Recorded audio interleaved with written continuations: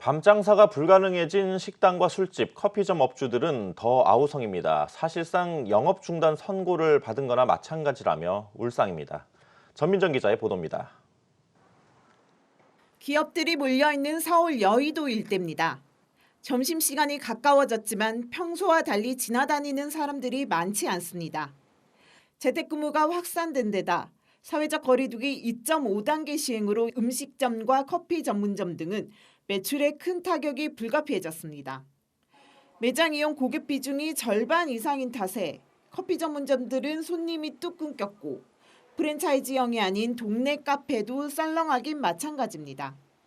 솔직히 저희는 코로나 여파가 별로 없을 줄 알았는데 2.5가 실행된 후에는 손님이 한 반으로 줄는 것 같아요. 그래서 배달도 생각 중이고. 식당 역시 종일 한산한 모습이었습니다. 밤 9시부터 문을 닫아야 해 사실상 점심 영업이 끝. 저녁 늦은 시간 이후에 장사를 하지 못해 입은 손해는 오로지 자영업자의 몫입니다. 굳이 밤 시간이 아니더라도 낮에부터도 손님들이 평상시 때보다는 없었어요. 월요일 날 아침에 매상이 많이 줄었어요. 한 60, 70%는 줄은 것 같아요. 운영을 하면서 마이너스를 진 거가 다 빚이 되는 입장이기 때문에 이거는 말할 수도 없는 지금 손해를 감수하게 되는 거거든요. 자영업자들에게 대목인 추석 특수도 올해는 사라질 위기. 중소기업 중앙회 조사에 따르면 코로나19 재확산에 숙박과 음식점업은 9월 말 추석 명절에도 업황이 악화될 것으로 전망됐습니다. 전문가들은 소상공인과 자영업자의 생존은 곧 고용과도 직결되는 만큼 이들을 위한 별도의 재난지원금 지급이 필요한 시점이라고 말합니다. 장사가 잘 되게 해주는 게 제일 좋은 건데 방역하고 상충이 되니까 할 수가 없잖아요. 상반기에 그러면은 전년도 동기 대비나 기간 대비 해갖고의 매출이나 손실이나 이런 부분을 아예 직접 보조해 주는 게 더 나을 것 같아요. 정부는 다음 달 중 기금과 예비비 등 현재 활용 가능한 재원을 최대한 긁어모아 소상공인과 자영업자를 지원하기 위한 대책을 내놓는다는 계획입니다. 한국경제TV 전민정입니다.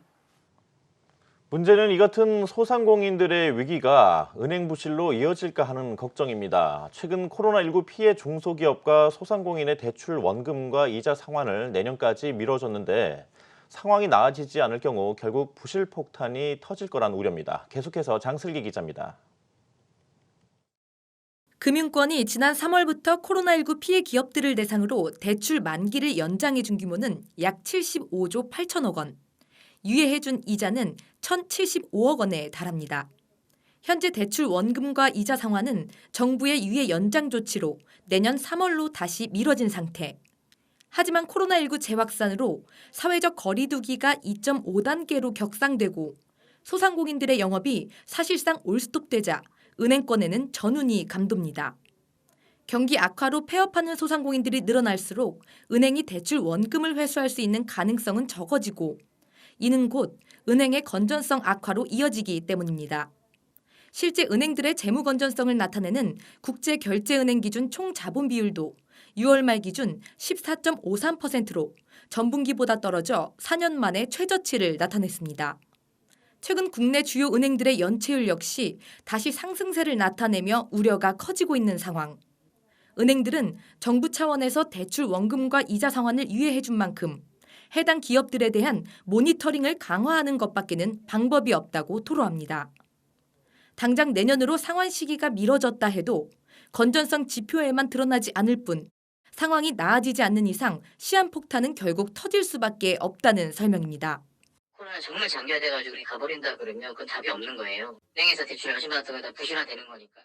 정부의 유예 조치가 만료되는 내년 3월, 불어난 빚과 이자는 은행 건전성의 직격탄이 될 것이란 우려 섞인 목소리가 높아집니다. 한국경제TV 장슬기입니다.